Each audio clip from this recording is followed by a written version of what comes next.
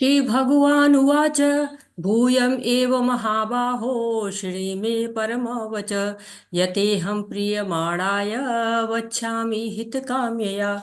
श्री भगवान ने कहा, हे महाबाहु अर्जुन, और आगे सुनो।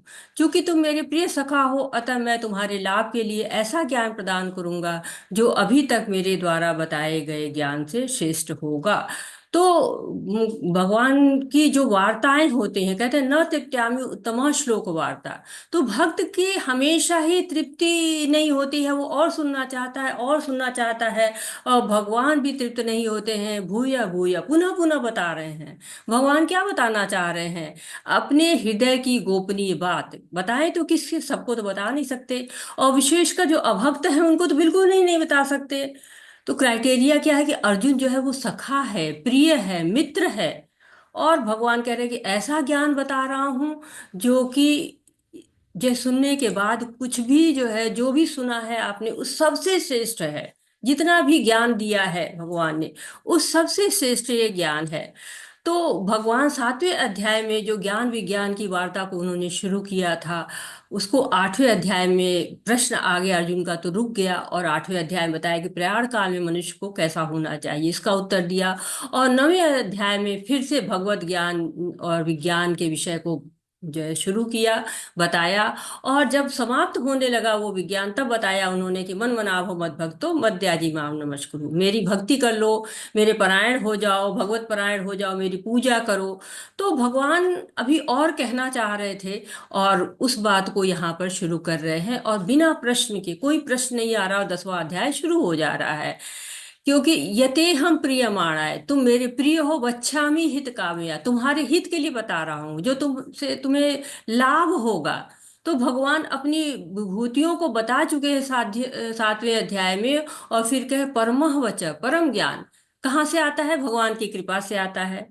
जैसे सूर्य को देखेंगे हम, तो सूर्य की रोशनी में ही देख पाएंगे ना, क्योंकि बिना रोशनी के कैसे हम देख पाएंगे? सूर्य आएगा तो रोशनी अपने आप ही आ जाएगी। वैसे ही हम भगवान को कैसे देख पाएंगे? भगवान की कृपा से ही देख पाएंगे। भगवान की कृपा न हो तो हम कुछ भी नहीं कर सकते, कैसे देख पाएंगे? भगवान ने ही हमें आंखें दी हैं, तभी हम देख पाते हैं, उसमें रोशनी दी है।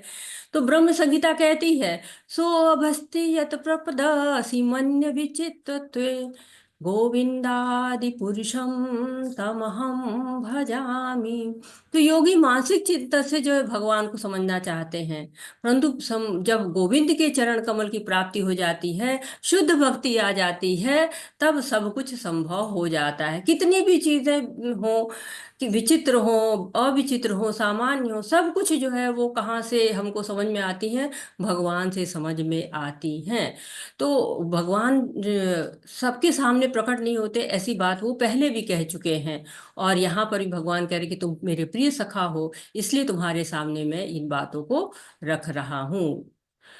न मे विदुषुर्गणा प्रभवं न महर्षयः अहम आर्देहि देवानां महर्षिणा च सर्वशः।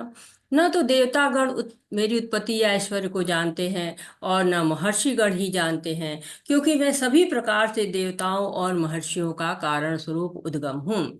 जो मुझे अजन्मा, अनादि, समस्त लोकों के स्वामी के रूप में जानता है, मनुष्यों में केवल वही मोह रहित तथा समस्त पापों से मुक्त होता है। तो यहाँ भगवान बिल्कुल स्पष्ट कह दे रहे हैं कि महर्षि गण और देवता गण, वो भी भगवान की उत्पत्ति को नहीं जानते, उनके ऐश्वर्य को नहीं जान पाते हैं। और दूसरे पंक्ति में जो है वो भगवान कह रहे हैं कि मैं देवताओं और महर्षियों का भी कारण स्वरूप हूँ। तो सबके कारण कौन है? भगवान है। सबके पिता कौन है? भगवान है। सबके पितामह कौन है? भगवान है। तो भगवान के बारे में कौन बताएगा? अगर भगवान के बारे में हमें जानना हो, और कह रहे कि देवतागण भी नहीं जानते, महर्षिगण भी नहीं जानते, तो फिर कौन बताएगा? तो अगर किसी के बारे में हमें जानना होता है तो किससे पूछते हैं? पिता से पूछेंगे, माता से पूछेंगे, संबंधियों से पूछेंगे, पड़ोसियों से पूछेंगे। लेकिन भगवान क्या है? भगवान तो आदि हैं, उनके बारे में कौन बताएगा? तो उनके बारे में हमको जो है गुरु बता सकते हैं। भगवान अपनी बातों को बताने के लिए तत्पर रहते हैं, उन्होंने शास्त्रों में अपने बारे में बताया है। लेकिन अभक्तों को नहीं बताते हैं, अभक्तों के सामने प्रकट नहीं होते हैं। नाहम प्रकाशम सर्वस्य योग माया समावृता गुणोयम नाभि जानाति लोको मामज अव्ययम। तो भगवान सबके सामने जो है वो प्रकाशित नहीं होते हैं।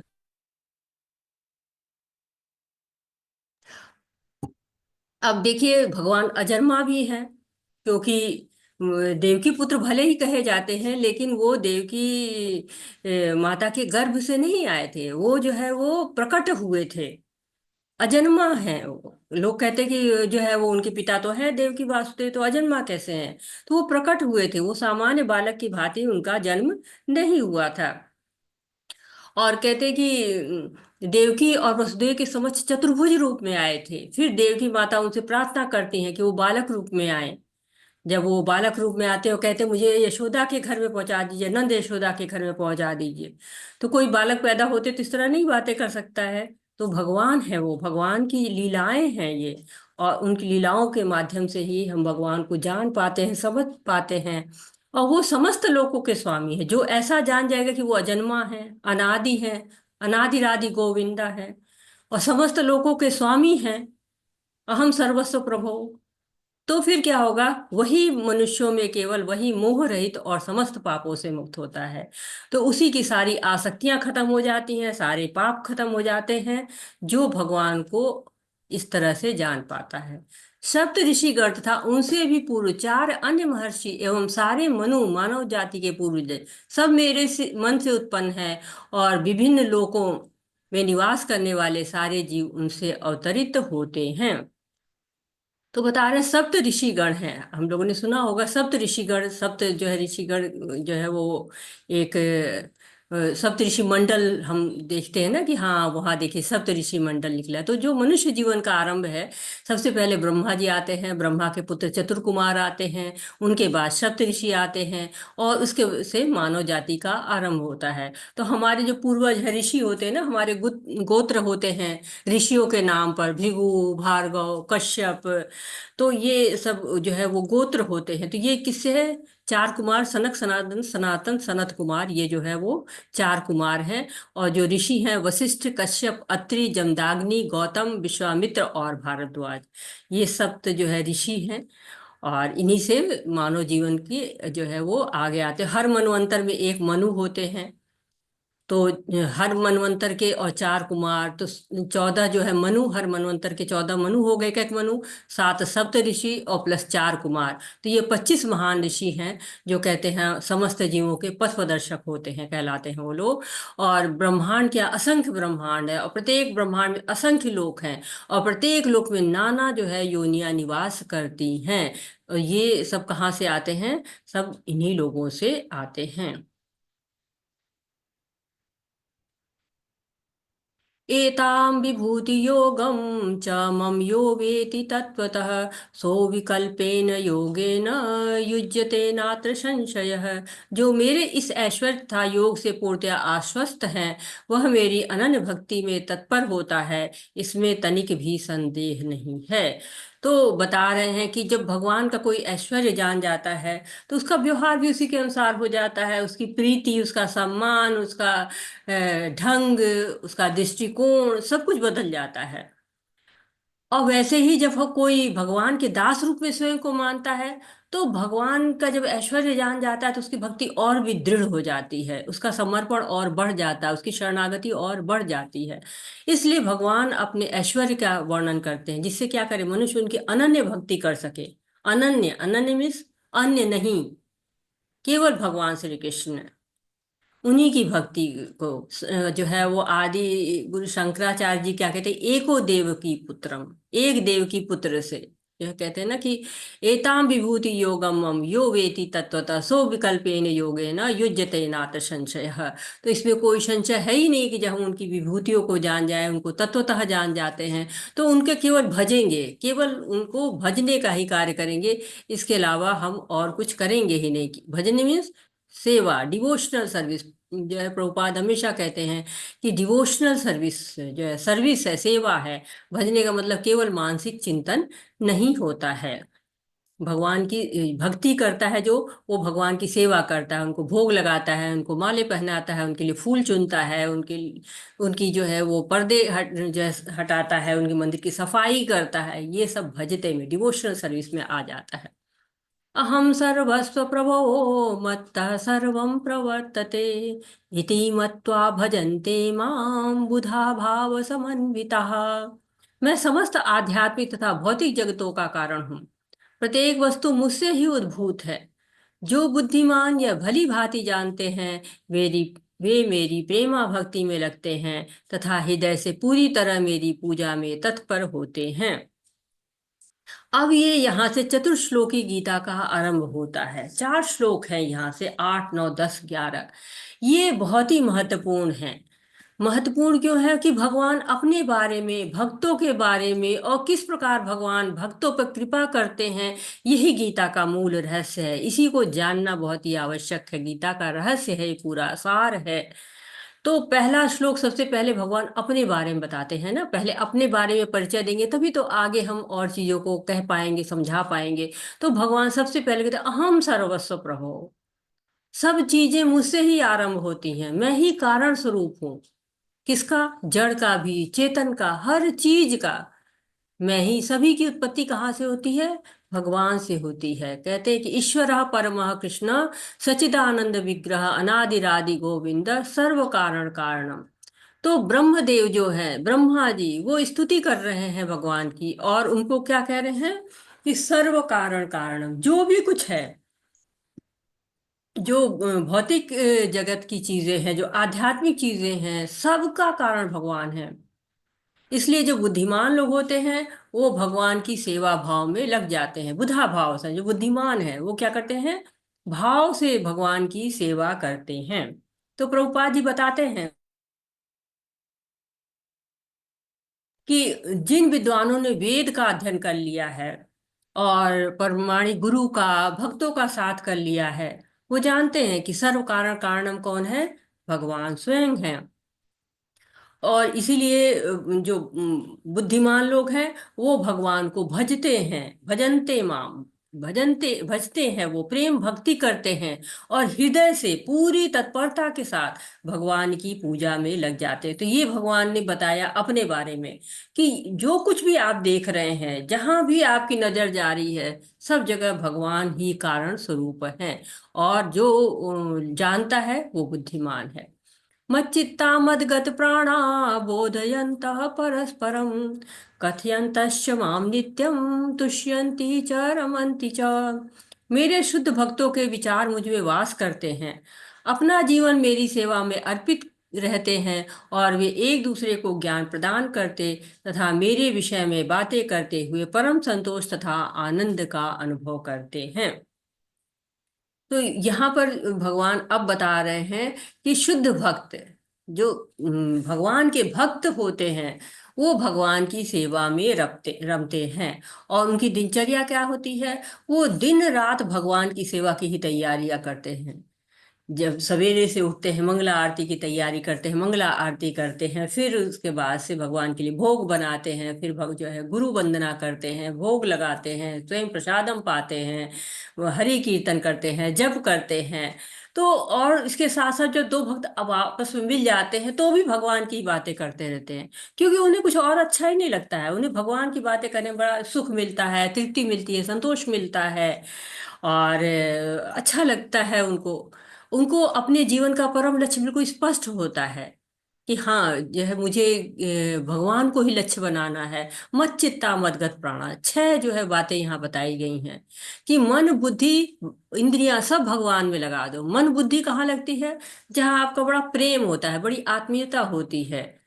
और मन एक दो बार नहीं, कितनी करोड़ों बार भटकता है, परंतु फिर उसे प्रयास से लाते हैं, लाना पड़ता है। जैसे कुएं की रस्सी से हम पानी निकालते हैं, तो ऊपर नीचे होने के कारण पत्थर से गुजरती है तो उस पर निशान पड़ जाता है।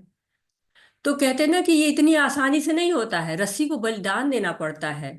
जब पत्थर पे घिसती है तो कटती है, वो बलिदान देना पड़ता है। वैसे भक्त को भी अपनी इंद्रिय मन बुद्धि को भगवान की सेवा में लगाना पड़ता है। कहते हैं रसरी आवत जात के सिल पर पड़त निशान। जो सिल पत्थर की होती है उस पर भी निशान पड़ जाता है रस्सी के, बार बार। रस्सी तो कमजोर है लेकिन उसके बाद भी उसमें इतनी ताकत होती है कि अभ्यास के द्वारा बार बार आते जाते वो वहां पर निशान डाल लेती है।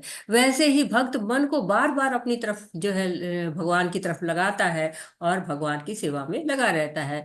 तो जैसे प्रभुपाद जी थे, उन्होंने अपनी गुरु की आज्ञा के कहा अंतिम समय तक भगवान की सेवा की। भगवत गीता है, भागवतम का अनुवाद किया, और भी कई पुस्तकें लिखी उन्होंने, और बैक टू गॉडहेड पत्रिका निकाली, उन्होंने सारा जीवन अर्पित कर दिया। तो उन्होंने अपना घर छोड़ा, गृहस्थी छोड़ी, बिजनेस छोड़ा, और सब छोड़कर भक्ति में ही रम गए।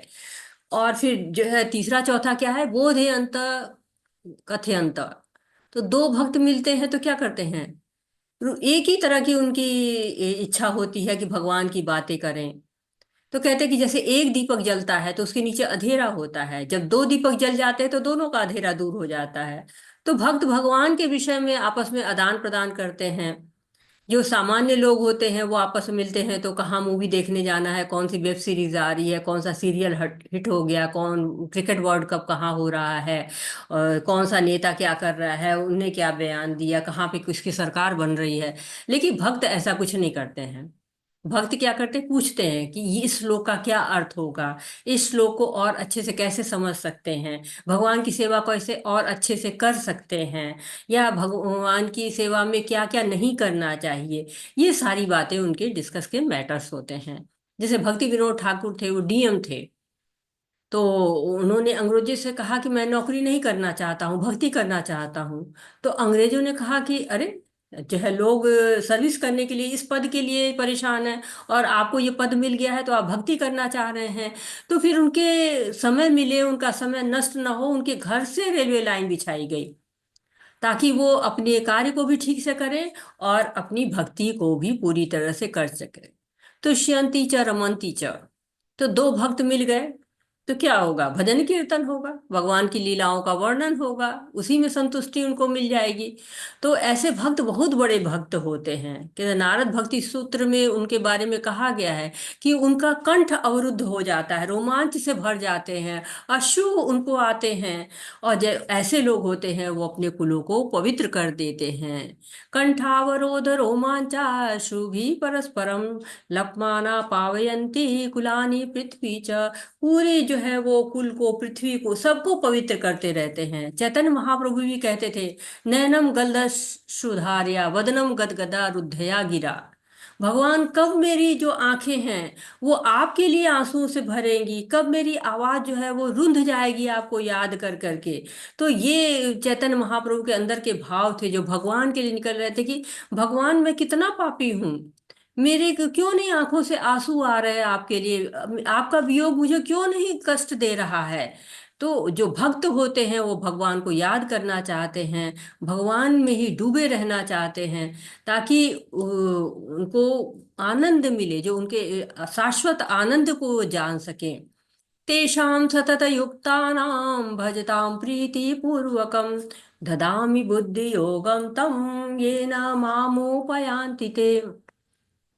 जो प्रेम पूर्वक मेरी सेवा में निरंतर लगे रहते हैं उन्हें मैं ज्ञान प्रदान करता हूँ, जिसके द्वारा वे मुझ तक आ सकते हैं। तेषाम सतत युक्तानाम। तो पहले 8वें श्लोक में भगवान ने अपने बारे में बताया, 9वें श्लोक में भगवान बता रहे हैं कि भक्ति कैसे करें, और अब ये बता रहे हैं 10वें श्लोक में कि भगवान किस पर कृपा करते हैं, कृपा कहाँ से आती है, किस प्रकार आती है। तो उन पे आती है जो हमेशा प्रीति पूर्वक भजन करते हैं, तेषाम सतत युक्तानाम। और उनको क्या करते हैं भगवान, ददामी बुद्धि योगम, ते बुद्धि देते हैं उनको, ऐसी व्यवस्था बनाते हैं कि उनकी भक्ति हो सके, भजताम प्रीति पूर्वक, प्रेम से सेवा करे, उनको आनंद आए। तो भगवान जबरदस्ती किसी को नहीं कहते नहीं आओ मेरी सेवा करो, मुझे याद करो, नहीं, प्रेम का भाव होना चाहिए। भगवान ने कहा पत्रम पुष्पम पुष्पम फलम तोयम यो मां भक्त्या प्रयच्छति। जो भी भक्त मुझे भाव से दे देता है मैं उसको ग्रहण करता हूँ। ऐसा नहीं है कि हाँ पहुंच गए, अरे भगवान अभी तो मुझे जॉब पे जाना, जल्दी जल्दी गए, ये सेवा अरे छोड़ो हमसे नहीं होगा, ये तो कोई और कर ले, जो है आज मैं नहीं कर सकता। या गुरु को कोसना शुरू कर दिया, अरे क्या सेवा दे दिया दिन भर, ये करो वो करो। तो ये क्या होता, अपराध होता है। कहते प्रभुपाद जी कहते हैं कि अर्च विग्रह की बहुत अच्छे से सेवा करनी चाहिए, ठीक से सेवा करनी चाहिए, नहीं तो वो अर्च विग्रह क्या होता है, गलग्रह हो जाता है, गले का ग्रहण बन जाएगा। तो भगवान की सेवा के लिए प्रीति चाहिए, केवल प्रीत प्रेम चाहिए। उनको नहीं ज्ञान और न सिद्धि न विरक्ति न वैराग्य, कुछ नहीं, केवल प्रेम के जो है मोल बिक जाते हैं भगवान। कि प्रेम के मोल, श्रद्धा के मोल खरीदा जा सकता है उनको। मीराबाई देखिए ना कैसे जो है उनको साथ में लेके जो है घूमती रहती थी कि मेरा पति है, ये कृष्ण मेरा पति है। तो ऐसी प्रीति चाहिए भगवान की। जो हमारे गोस्वामी है वो हमेशा भगवान की लीलाओं का स्मरण करते थे, ध्यान करते थे, उनकी लीलाओं में शामिल होते थे। तो जो असुर हैं वो भगवान को नहीं समझना चाहते हैं, या समझ ईर्ष्या करते हैं उनसे, प्रेम नहीं करते हैं उनसे। तो भगवान भक्तों को बुद्धि देते हैं और अभक्तों के सामने प्रकट नहीं होते हैं। जैसे ध्रुव महाराज थे, जब सौतेली माता ने उनको कहा कि तुम भगवान के तुम जो है वो अगर अपने पिता की गोद में बैठना चाहते हो तो मेरे कोख से तुमको जन्म लेना चाहिए। अपनी माँ के पास हो जाते हैं। तो माँ ने कहा कि तुम्हारी सहायता कौन करेगा, केवल भगवान करेंगे। ये चित्र दिख रहा है ना आपको, ध्रुव महाराज जो है वो कैसे भगवान को जो है वो सेवा कर रहे हैं, याद कर रहे हैं भगवान के लिए। बहुत उन्होंने कठिन तपस्या की थी। जंगल में चले गए, जंगल में जो भी जानवर दिखता है उसी को भगवान मान के पीछे दौड़ने लगते थे। कुत्ता भालू जो भी दिखा, शेर, भगवान भगवान उसके पीछे दौड़ते थे। भगवान उनका भाव ये देख के एकदम प्रसन्न हो जाते हैं और नारद को भेजते हैं। और नारद जाते हैं ध्रुव जी के पास और उनको भक्ति का पाठ पढ़ाते हैं। जब भागवतम पढ़ते हैं उसमें जो चौथा स्कंद है उसमें ये है ध्रुव महाराज का वर्णन होता है।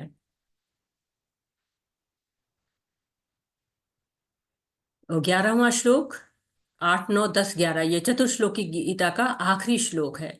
तेषामेवा अनुकंपार्थम अहम ज्ञानजम तमः नाश्याम्या आत्मभावस्थो ज्ञान दीपेन भास्वतः। मैं उन पर विशेष कृपा करने के हेतु उनके हृदयों में वास करते हुए ज्ञान के प्रकाशमान दीपक के द्वारा अज्ञान जन्य अधिकार को दूर करता हूँ। तो भगवान क्या कह रहे हैं कि मैं उन पर कृपा करता हूँ। भगवान का भक्त क्या है, वो भगवान को भूलना नहीं चाहता है एक क्षण के लिए। और भगवान भी भक्त को नहीं भूल पाते, हमेशा जो है भक्त भक्त की तरफ उनका ध्यान रहता है। वो कहते हैं एक बार मेरी सेवा ना करो हो जाएगा, लेकिन भक्त को कभी परेशान मत करो। कहते कि अगर कोई भक्त है, भगवान का सच्चा भक्त है, शुद्ध भक्त है, तो उसको भगवान को भूलने के बजाय पूरा संसार का सुख दे दिया जाए तो वो त्याग देगा। और वो भगवान से प्रीति को मांग लेगा, भगवान से प्रेम को मांग लेगा।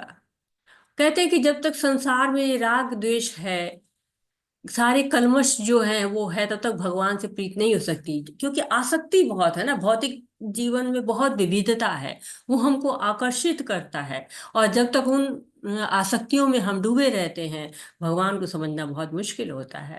कहते हैं, ज्ञान कर्म आदि से अलग होंगे तो भक्ति मिलेगी। ज्ञान कौन सा, जो हमको भगवान से दूर ले जाए। कर्म कौन से, जो भी भौतिक जीवन में ले जाए, सकाम कर्म कराए, उससे क्या होता है, भक्ति नहीं मिल पाती है। भगवान तो क्या है, भगवान तो हमारे पास ही है।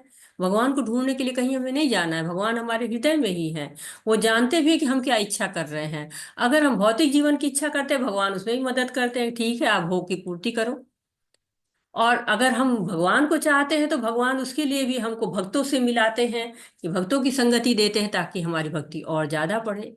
तो भगवान ने हमको एक सूक्ष्म स्वतंत्रता दे रखी है कि हम जो चाहे वो इच्छा कर सकते हैं। और उस इच्छा को पूरी करने का साधन भी कौन देता है, भगवान ही देते हैं।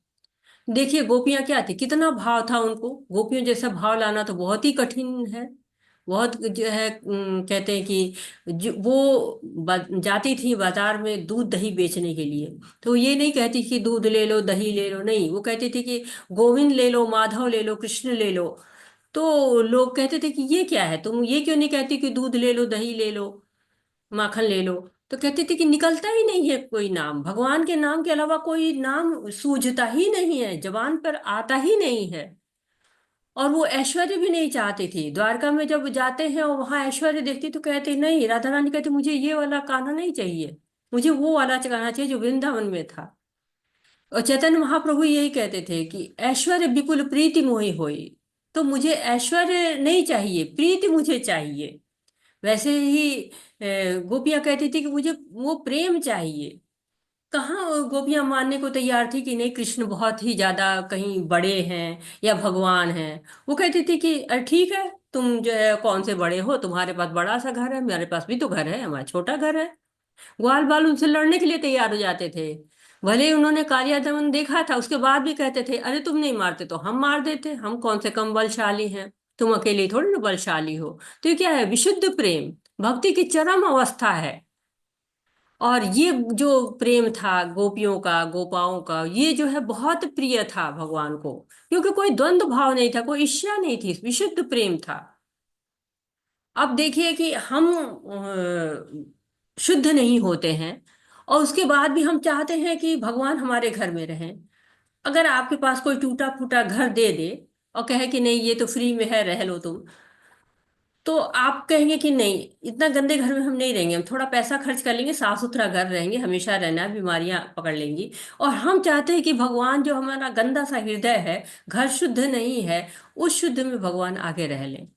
तो शुद्धता बहुत जरूरी है भगवान के लिए। जप करिए, मन को शुद्ध करिए, और तब भगवान जो है वो आके हृदय में, भगवान तो आ जाते हैं, हम गंदे रहते तो भी आ जाते हैं, लेकिन हाँ भगवान जो है गंदगी में दिखाई नहीं पड़ते ना, वो मन शुद्ध नहीं तो हमारे अंदर जो चैत्य गुरु के रूप में भगवान हमको समझाना चाहते हैं वो हमें समझ में नहीं आ जाता है।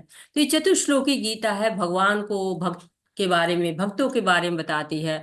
और जब अर्जुन भगवान के बारे में सुनता है तो उसकी क्या स्थिति होती है, क्या प्रतिक्रिया होती है। अर्जुन बहुत ही प्रसन्न हो जाता है। कहते कि भगवान क्या कहते, ज्ञान दीपेन, ज्ञान जो है वो भगवान ज्ञान का दीपक जलाते हैं। और जब भगवान ज्ञान का दीपक जलाते हैं तो जितने भी अंधकार है वो सारे समय समाप्त हो जाते हैं।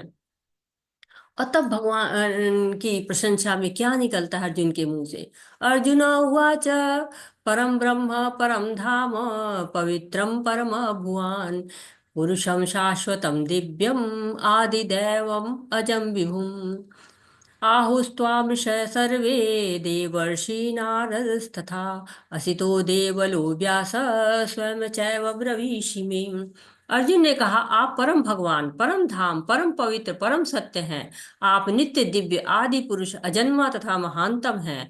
नारद, असित, देवल तथा व्यास जैसे ऋषि आपके सत्य की पुष्टि करते हैं, और अब आप स्वयं ही मुझसे कह रहे हैं। तो परम धाम, भगवान का धाम जो है वो बहुत सुंदर है। चतुश्लोकी गीता सुनने के बाद जो महिमा गाना शुरू किया है अर्जुन ने, गुणगान किया है, ये जो है ये प्रार्थनाएं हैं 4 श्लोक में उनकी, कि भगवान का नाम दिव्य है, भगवान का धाम दिव्य है, भगवान परम सत्य है, नित्य है, आदि पुरुष है, अजन्मा है, महानों से भी महान है, महानतम है।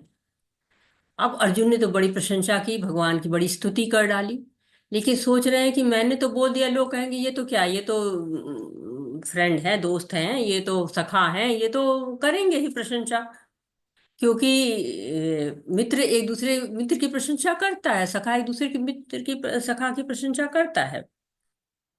तो कह रहे मैं ही नहीं कह रहा हूँ, देवर्षि नारद भी कह रहे हैं, असित देवल, व्यास महान, सब लोग यही कह रहे हैं कि परम ब्रह्म कोई और नहीं है। परम ब्रह्म कौन है? भगवान। जो जीव हम लोगों ने पढ़ा था 8वें अध्याय में, ब्रह्म क्या है? अविनाशी जीव। और परम ब्रह्म कौन है? भगवान है। तो भगवान का धाम ही क्या है? परम धाम है। भगवान जहाँ रहते हैं, नित्य धाम, नित्य वृंदावन धाम भगवान का है। वो, और जो परम गति क्या होती है? जब हम भगवान के जो है धाम को प्राप्त कर लेते हैं। तो भगवान का नाम पवित्र है, रूप पवित्र है, गुण पवित्र है, लीलाएं पवित्र हैं। और भगवान का नाम पवित्र करने वाला भी है, पतितों को भी जो है पावन बना देता है। कहते हैं नित्य शुद्धो नित्य मुक्तो अभिन्न नाम नामिनो। जो भगवान का नाम है और भगवान अलग अलग नहीं है, दोनों एक ही हैं। तो ये एक तरह से भगवान की गुणगान कर रहे हैं अर्जुन, भगवान की महिमा जानने के बाद। सर्वमेधृतमन्ये यन्मावदसि केशव, न हि ते भगवन् व्यक्तिं विदुदेवा न दानवः। हे कृष्ण, आपने मुझसे जो कुछ कहा है उसे मैं पूर्णतया सत्य मानता हूँ। हे प्रभु, न तो देवतागण न असुरगण ही आपके स्वरूप को समझ सकते हैं। हे परम पुरुष, हे सबके उद्गम, हे समस्त प्राणियों के स्वामी, हे देवों के देव, हे ब्रह्मांड के प्रभु, निसंदेह एकमात्र आप ही अपने को अपनी अतरंगा शक्ति से जानने वाले हैं। तो भगवान की अतरंगा शक्ति कौन है, कोई बताएगा? हरे कृष्णा, भगवान की अंतरंगा शक्ति कौन है?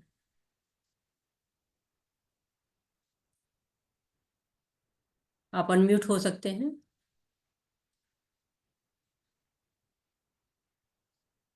तो भगवान की अंतरंगा शक्ति जो है राधा रानी को कहा जाता है। तो भगवान की अंतरंगा शक्ति ही हमको भक्ति प्रदान करने वाली होती है। तो इस श्लोक में अर्जुन भगवान को भगवान मान लिए हैं। अभी तक क्या थे, गुरु के पद पे रखे हुए थे, प्रतिष्ठित थे वो कार्पण्य दोषे 2.7 से। और अब जो है गुरु के साथ साथ ही उनको भगवान का पद भी दे देते हैं। तो हम जब भगवत गीता को पढ़ते हैं तो हमें अर्जुन के भाव से ही पढ़ना चाहिए।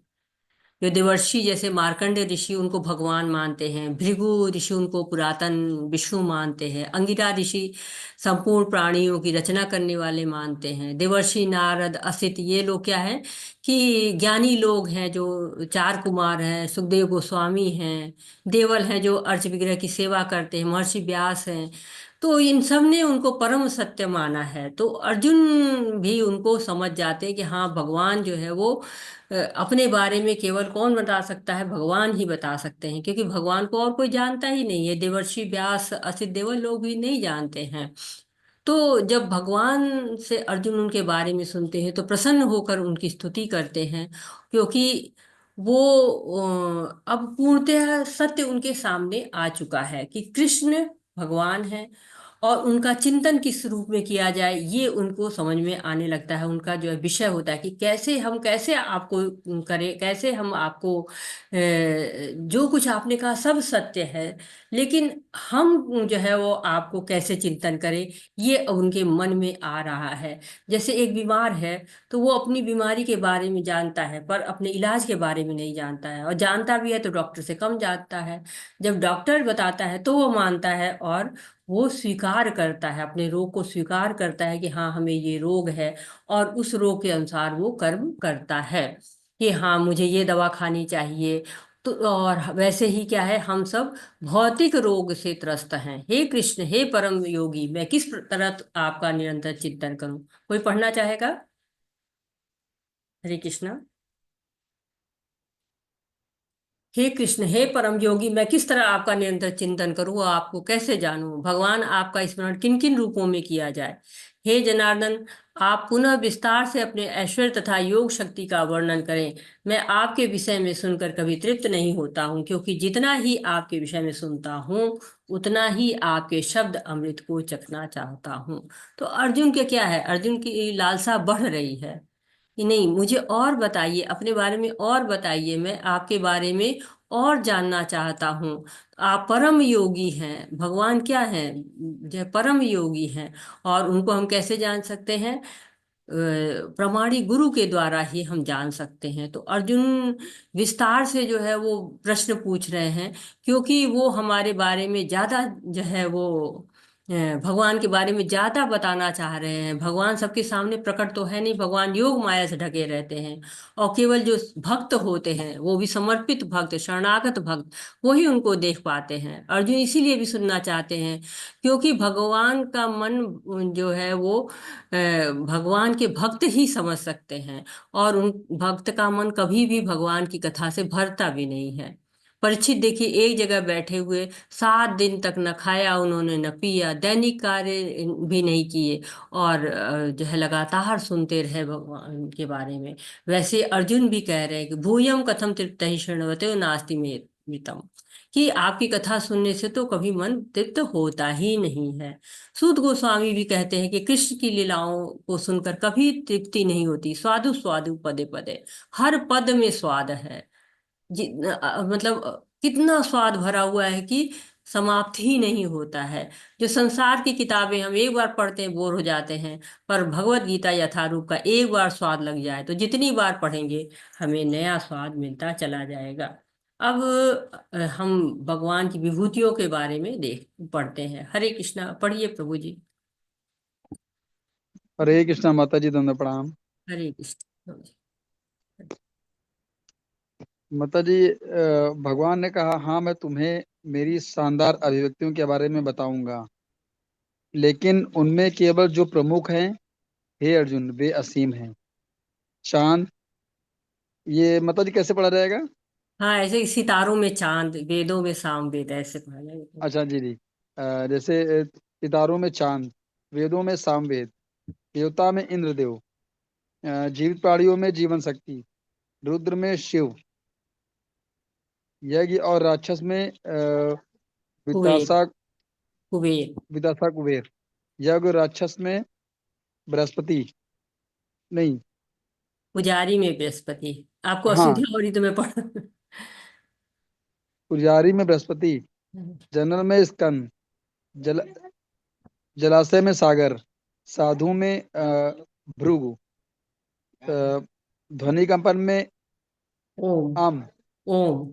ओम, sorry, Om, O A M लिखा माता जी। हाँ, लिखा था वही, तभी तो है। पवित्र नाम जप, पवित्र नाम जप में त्याग, अचल चीजें हिमालय, पेड़ में होली फिग अश्वत्थ, देवताओं के ऋषि नारद, डेमीगोड्स के गायक चित्र था। चित्ररथ। अच्छा, चित्रथ। जी। वो ए लगा, साइलेंट है एक हाँ, मतलब। वही चीज है। तो यहाँ पे एक तरह से भगवान के ऐश्वर्यों की महानता का उनका जो है वो वर्णन हो रहा है। हमारी तो इंद्रियां बहुत सीमित हैं, लेकिन भगवान की विभूतियां अनंत हैं। तो भगवान उसको समझाएं तो कैसे समझाएं, क्योंकि हमें समझ ही में नहीं आएगा, हमने जो चीज देखी नहीं उसको हम जान कैसे पाएंगे। तो भगवान संसार की वस्तुओं से तुलना करके हमको समझाना चाह रहे हैं। जैसे होता है ना कि हमको कहा जाए कि बुर्ज खलीफा कितना बड़ा है, तो बुर्ज खलीफा तो दिखा नहीं सकते हैं, तो कहेंगे ये वाला पेड़ देख रहे हैं, ये जो इतना लंबा वाला पेड़ है, वैसा ही बुर्ज खलीफा लंबा सा है। तो हम उतना तो नहीं समझते, कुछ एक आइडिया ही लगा सकते हैं। वैसे भगवान 80 से ज्यादा विभूतियों के बारे में बता रहे हैं। 7वें अध्याय में उन्होंने अपना ऐश्वर्य बताया था कि मैं जल का स्वाद हूँ, सूर्य का प्रकाश हूँ, पुरुषों में बल हूँ। वैसे ही जो है यहाँ पर अब भगवान बताना शुरू कर रहे हैं कि जो आदित्य होते हैं, 12 आदित्य हैं, उसमें विष्णु सर्वश्रेष्ठ है, तो कह रहे वो मैं हूँ। जो नक्षत्र 27 होते हैं उसमें वो चंद्रमा को अपना पति मानते हैं, उनका बहुत विशेष महत्व है, तो कहते हैं वो मैं हूँ। वेद हैं, आपको 4 वेद हैं, उनमें जो साम वेद है उसको कहते हैं वो मैं हूँ, क्योंकि उसमें ऋचाएं हैं, भगवान की ऋचाएं हैं उसमें। जो देवताओं के राजा हैं वो इंद्र हैं। और सारी इंद्रियां जो है, सेंसेस जो हैं, वो उनका स्वामी कौन है? मन है। और सभी जीवों में जो चेतना है, जीवित शक्ति में, जड़ पदार्थ में जो चेतना होती है, वो कहते हैं भगवान कि मैं हूँ। रुद्रों में शिव जो है वो श्रेष्ठ होते हैं और कहते हैं कि जो वो मैं हूँ। वैसे यक्ष और राक्षसों में जो है सबसे ज्यादा ऐश्वर्य कुबेर के पास है। चौथे लोकपाल हैं, वो रावण के भाई हैं। रावण को भी उन्होंने बंदी बना लिया था, रावण ने इनको बंदी बना लिया था। और ये देवताओं के कोषाध्यक्ष भी हैं। बृहस्पति जो है देवताओं के गुरु हैं। और स्कंद ये सेनापतियों में श्रेष्ठ है, शिव जी के पुत्र कार्तिकेय इनको कहा जाता है, देवताओं के सेनापति हैं ये। जलाशय वो स्थान है जहाँ जल बहुत होता है। जो सागर होता है उसमें बहुत अथाह जल होता है, तो वो कहते हैं वो मैं हूँ। जो भृगु मुनि है वो साधुओं में श्रेष्ठ है, बहुत तपस्वी है, बहुत ज्ञानी है, वो मैं हूँ कहते हैं। ध्वनि जो हम सुनते हैं उसमें सबसे पवित्र ध्वनि जो है ओंकार की होती है, वो जो है वो कहते हैं कि मैं हूँ। पवित्र नाम जप में जो संकीर्तन यज्ञ है वो सबसे महत्वपूर्ण है। क्यों?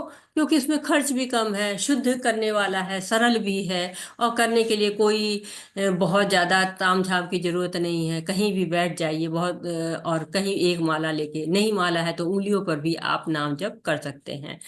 अचल जो वस्तुएं हैं जो चल नहीं सकती हैं, उसमें हिमालय सबसे बड़ा है, वो भगवान कहते हैं मैं हूँ। जितने भी आपको कहते हैं कि अश्वत्थ वृक्ष को बहुत श्रेष्ठ माना गया है, जितने भी आपके वृक्ष हैं, तो उसमें कहते हैं कि मैं जो है अश्वत्थ वृक्ष हूँ, क्योंकि बहुत ऑक्सीजन देता है वो, और कार्बन डाइऑक्साइड ले लेता है। देवर्षि कौन है? नारद हैं, देवताओं के जो ऋषि हैं नारद हैं, उनको वो मैं हूँ। और गायन और नृत्य में सबसे श्रेष्ठ जो है वो चित्ररथ को कहा गया था। अर्जुन ने इनको हराया था और मुक्त कर दिया था, तो उन्होंने बहुत सुंदर सा रथ जो है वो अर्जुन को दिया था। तो यहाँ पे अपनी विभूति बता रहे हैं, अभी तो बहुत सारी विभूतियां बाकी हैं। प्रभु जी पढ़ना है। हरे कृष्ण माता जी। हाँ, ये तो हो चुका है, यहाँ पर है। हाँ, पढ़िए प्रभु जी। पुरुषों पुरुषों। में सम्राट, हम्म। जी, पुरुषों में सम्राट, हथियार शस्त्र में वज्र, गायों में सुरभि गाय, और प्रोसिटर्स में केंद्र पर कुबेर। हाँ, कंदर्प जो कामदेव कहते हैं। कंदर्प कुबेर, जी जी। हम्म।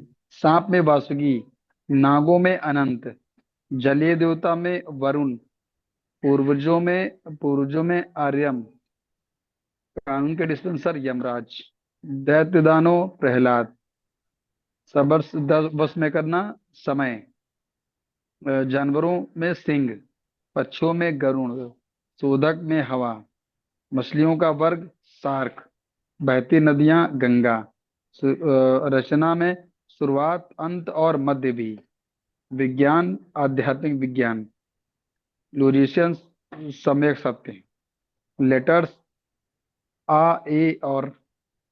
मतलब तो इसी से स्लाइड ऊपर शुरू करिए। होता है लेटर्स ना, इसे कहा गया। हाँ, तो ये अब और भी वर्णन चल रहा है, जहाँ पे कह रहे हैं कि सम्राट में जो सम्राट होते हैं वो राजा जिसको कहा जाता है, तो राजा सबसे श्रेष्ठ माना जाता है। और शस्त्रों में वज्र का बहुत महत्व है। वृतासुर को मारने के लिए ये वज्र बनाया गया था। और ये दधीची जो ऋषि थे उनकी हड्डियों को दान में मांगा गया था और उससे वज्र बना। और कहते इतना शक्तिशाली होता है ये, ये सारे जो हथियार होते हैं ना उनको खा जाता है। तो इसलिए इसको बनाया गया था ताकि जीत सके देवता। और जो सुरभि गाय है वो बैकुंठ लोक में पाई जाती है। वो बहुत ज्यादा दूध देती है, इसलिए सुरभि गाय को पवित्र और दिव्य माना जाता है। वो यहाँ पे जो है पृथ्वी पर नहीं है, वो गोलोक में है। प्रोक्रिएटर उसको कहा जाता है जो सीजन के पहले एक जो होता है, अभी कोई सीजन नहीं हुआ है उसके पहले जो है प्रोक्रिएटर, उसमें जो है वो कंदर्प कामदेव का कहते हैं ना कि कामदेव का बाण जब चल जाता है तो जो है हृदय मतलब जो प्रेम अंकुरित तो होता है, फिर वो सीजन होता है, सीजन बाद की स्टेज होती है। तो प्रोक्रिएटर में कामदेव को मैं हूँ। और सांपों में जो वस्की है, वो वस्की सांप जो है वो समुद्र का मंथन जब हुआ था तो रस्सी के रूप में लाया गया, तो बहुत ही विशाल है। और अनंत शेष में धारण करने की शक्ति होती है। वो पृथ्वी को अपने ऊपर धारण कर लेते हैं। तो वो कहते हैं मैं हूँ। और जल के देवताओं में वरुण को कहा गया है कि जल के देवता हैं वरुण, उनको भगवान का प्रतिनिधि माना गया है। जो पूर्वज होते हैं उसमें आर्यमा कौन होते हैं, जो पितृलोक का संचालन करते हैं, वहां के जो है वो सारा कार्य इनके आर्यमा के हाथ में होता है। और कानून का पालन करवाने में यमराज हो, यमराज से कहते हैं ना, यमराज के न्याय के आगे सबका न्याय फेल होता है। प्रहलाद महाराज असुर परिवार में जन्मे थे, उसके बाद भी उन्होंने भक्ति की, तो कहते वो मैं हूँ। वश में जो है करने वालों में से कहते हैं ना कि सब लोग वश में करना चाहते हैं, लेकिन वश में कर कौन पाता है, समय वश में कर पाता है। समय के आगे सब जो है वो हार जाते हैं। जो जानवर होते हैं उनमें सिंह जो है सबसे ज्यादा बलशाली होता है, हिंसक होता है। पक्षियों में गरुड़ जो है शक्तिशाली होता है, भगवान के वाहन हैं। और समुद्र मंथन जब हो रहा था तो मंदिराचल पर्वत को उठा के ले समुद्र तक पहुंचाना था, तो सारे देवता परेशान क्योंकि वो उठ ही नहीं रहा था मंदिराचल पर्वत। तो भगवान उसको उठाते हैं और गरुड़ पक्षी पे बैठ के पर्वत तक को ले आके वहां पहुंचाते हैं समुद्र तक। तो इतने बलशाली हैं। और शुद्ध करने वाली वस्तुओं में हवा, हवा क्या है कि आपको बहती है और आपको सारी सुगंध दुर्गंध सब जो है वो उड़ा ले जाती है। तो हवा एकदम शोधन का कार्य करती है। जो मछलियां होती हैं इसमें शार्क मछली को सबसे ज्यादा मजबूत माना गया है। कहते हैं कि इतनी तेज होती है कि जब वो अगर वार करे तो उसे संभलना ही मुश्किल हो जाता है। जो गंगा है बहती नदियों में से, उसको भगवान का चरणामृत कहा गया, भगवान के अंगूठे से निकली है गंगा। तो गंगा मैं हूँ। रचना जो कहीं भी सृष्टि होती है उसका आदि अंत मध्य सब भगवान ही होते हैं। विज्ञान में कहते हैं कि भगवान का विज्ञान सबसे श्रेष्ठ है। ऐसा कोई विज्ञान नहीं मना है जो जन्म मृत्यु जरा व्याधि से हमको जो है मुक्ति दिला दे, लेकिन जो भगवान का ज्ञान है वो हमको इससे मुक्ति दिला देता है।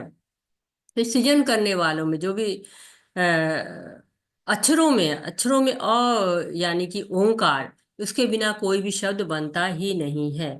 और सृजन करने वालों में क्या कहते हैं, ब्रह्मा श्रेष्ठ हैं। कंपाउंड वर्ड्स में ड्यूल वर्ड्स हैं। जो द्वंद्व कहलाता है, द्वंद्व जो है कह रहे हैं कि द्वंद्व मैं हूँ। जो मतलब द्वंद्व का मतलब होता है कि सुख दुख, सही गलत, जो इस तरह से अपोजिट वर्ड द्वंद्व होते हैं। कहते कि वो द्वंद्व समास में हूँ। समास जो है वो आप लोगों ने पढ़ा होगा, वो जो है समास मैं हूँ। तो इस तरह से कई जो है अपनी विभूतियों को बताया भगवान ने, और आगे भी है। हाँ, ये पढ़ेंगे प्रभु जी। जी माता जी, हरे कृष्ण माता जी। एक पढ़िए।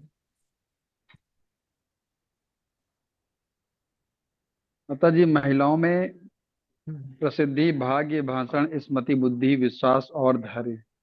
भजन में भरत भरत में, कविता में गायत्री, महीने में मृगशिरा नवंबर दिसंबर, ऋतु में बसंत फूल असर,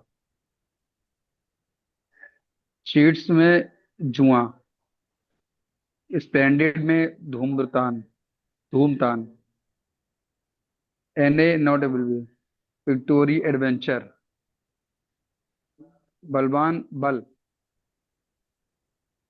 डिस्केंड डिस्केंडेंट्स ऑफ वर्षनी, वृष्णि है प्रभु जी, वासुदेव। डिपेंडेंट्स ऑफ वृष्णि, वृष्णि वंश में अच्छा, यदुवंश में। वृष्णि। हाँ, वृष्णि वंश है। वृष्णि, ठीक है।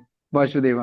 हम्म। पांडव अर्जुन, साधु में व्यास, विचारकों उष्णा, पनिशमेंट में रोड ऑफ दंड जो चेस्टनट। बोलते हैं, दंड। जी जी जी, rod hmm. Of chestnut. Victorious seekers में मोरालिटी। मतलब इस स्लाइड ऊपर करिए। हाँ प्रभु जी, ऐसे ही लिखा है, ठीक है, मैं इसको जो है वो पढ़ दूंगी।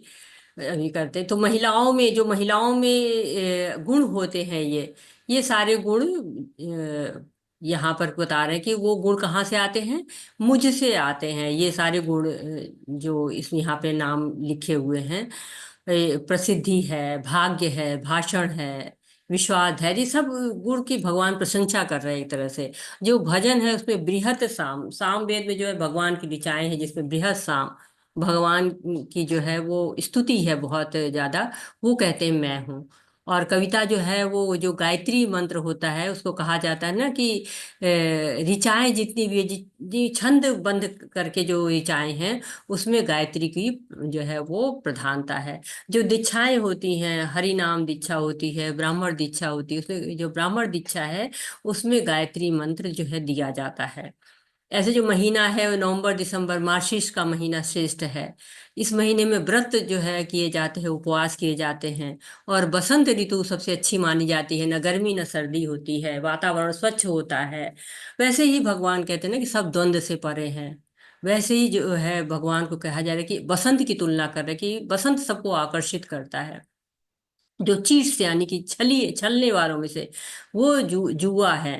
और पहले राजा लोग को कहते हैं कि वो जुआ खेलने से मना नहीं कर सकते। जो शानदार चीजें, स्प्लेंडेड जो है, उसमें कहते हैं कि जो आश्चर्य से जो चिल्लाते हैं ना, जबकि हाँ बड़ा अच्छा लगता है, शानदार चीज, हो हल्ला करते हैं, वो मैं हूँ। जब क्रिकेट खेलते छक्का लगा तो फिर चिल्लाते हैं लोग, तो वो कहते हैं वो मैं हूँ जो हल्ला होता है। बलवानों का बल कौन है, वो भी भगवान है। और वृष्णि वंश में जो है कृष्ण भी है, वासुदेव भी हैं। कृष्ण वासुदेव हैं, और बलराम भी वासुदेव हैं, क्योंकि वो लोग वसुदेव के पुत्र हैं। तो इसलिए भगवान बलराम के लिए यहाँ पे कह रहे हैं कि मैं बलराम हूँ विष्णुवंशियों में, क्योंकि वो कृष्ण तो स्वयं है। तो बलराम से तुलना करके वो मैं हूँ। पांडवों में अर्जुन भगवान नारायण है, और अर्जुन क्या है, नर के रूप में अवतार उनका है। और व्यास जी को, जो वेद व्यास है, उनको कृष्ण का सक्तावेश अवतार माना जाता है। और वो शास्त्रों के रचयिता हैं। विचारकों में उष्णा है। और दंड हैं, जो दमन करने वाली चीजें होती हैं उसमें दंड है, दंड दिया जाता है ना। वैसे यहाँ दंड, दंडे वाले को कहा जा रहा है। विजय में नीति बहुत जरूरी होती है। और कभी कभी उसको कहते हैं कि जब नीति रहती है तो उसी से जीत होती है। और यहाँ पे क्या कहते हैं, सीक्रेट्स है, सीक्रेट्स जहाँ तक है, सीक्रेट्स जो आपको होते हैं उसमें कहते हैं कि शांति, जो भी आपके रहस्य होते हैं उसमें शांति को सबसे ऊपर माना गया है। क्योंकि जो समझदार होते हैं उनमें बुद्धि आती है, और बुद्धि जो है वो शांति की तरफ ले जाती है। तो सारे रहस्यों में शांति, ये कह रहे हैं भगवान की ये मैं हूँ। तो भगवान ने अपने आप को पूरी तरह से प्रकट किया है इन चार जगहों पे। ये पूरा जो है वो एक, दो, ये, और ये तीन, और ये चार।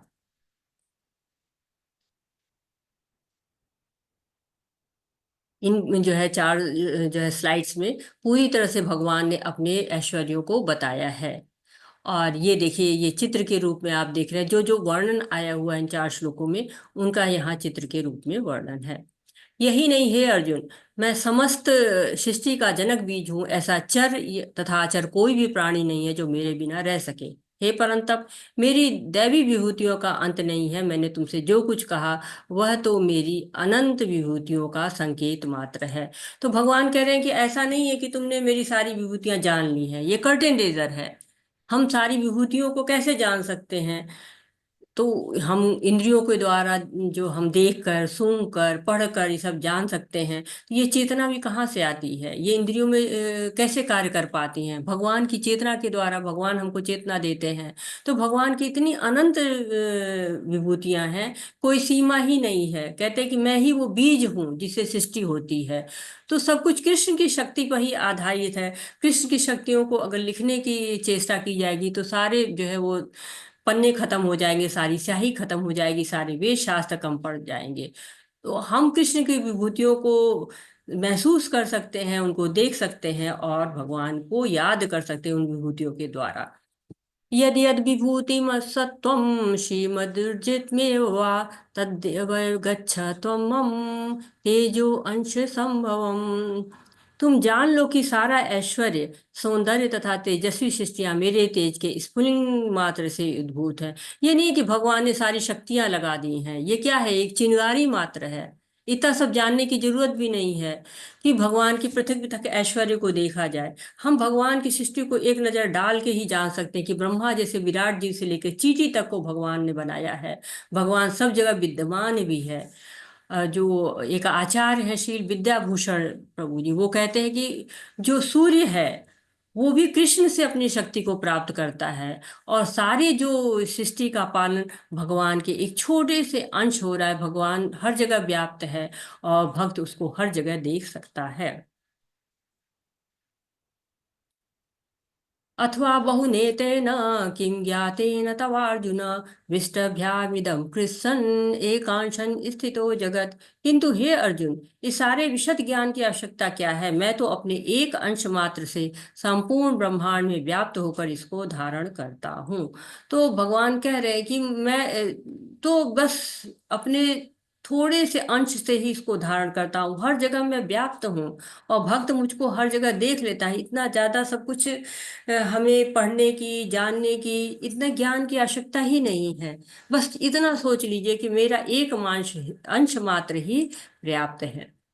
स्वामी प्रभुपाद के कुछ शब्द। भगवान अपने अंश के विस्तार से परमात्मा रूप में सर्वव्यापी हैं, जो हर विद्यमान वस्तु में प्रवेश करता है। अतः शुद्ध भक्त पूर्ण भक्ति में कृष्ण भावनामृत में अपने मनों को एकाग्र करते हैं। अतएव वे नित्य दिव्य पद पर स्थित होते। इस अध्याय के श्लोक 8 से 11 तक कृष्ण की भक्ति तथा पूजा का स्पष्ट संकेत है। शुद्ध भक्ति की यही विधि है। इस अध्याय में इसको भली भांति व्याख्या की गई है कि मनुष्य भगवान की संगति में किस प्रकार चरम भक्त सिद्धि प्राप्त कर सकता है। तो भगवान का साथ बहुत जरूरी है। चतुर्श्लोकी गीता हमने पढ़ी 8वें श्लोक से लेकर 11वें श्लोक तक। ये भगवत गीता का सार है। भगवान से जोड़ता है ये। हम भगवान को अपनी बुद्धि से नहीं समझ सकते हैं, हम भक्ति से समझ सकते हैं। जितना भगवान के बारे में हम जानेंगे, जितना हम भगवान की सेवा करेंगे, उतना ज्यादा हमारा भगवान से प्रेम बढ़ता जाएगा। भगवान हर जगह जो है व्याप्त है, हर अणु में, हर परमाणु में व्याप्त है। कहते ना, जिधर देखता हूँ उधर तू ही तू है। सारी माया कहाँ है? सब भगवान की। जिधर नजर डालिए, अहम सर्वस्व प्रभु न में विदुषुर्गणा। देवता महर्षि सब यही कहते हैं कि भगवान ही सब कारण है, सर्वस्व कारण, हर चीज के कारण भगवान ही है। और भौतिक चीजों के भी, आध्यात्मिक चीजों के भी कृष्ण अनजाने और सभी के स्रोत हैं। सब लोग उनको नहीं जान पाते। देवता ऋषिगण भी उनको पूरी तरह से नहीं जानते। क्यों? क्योंकि वो योग माया से जो है लिपटे हुए हैं, योग माया के अंदर दिखाए रहते हैं।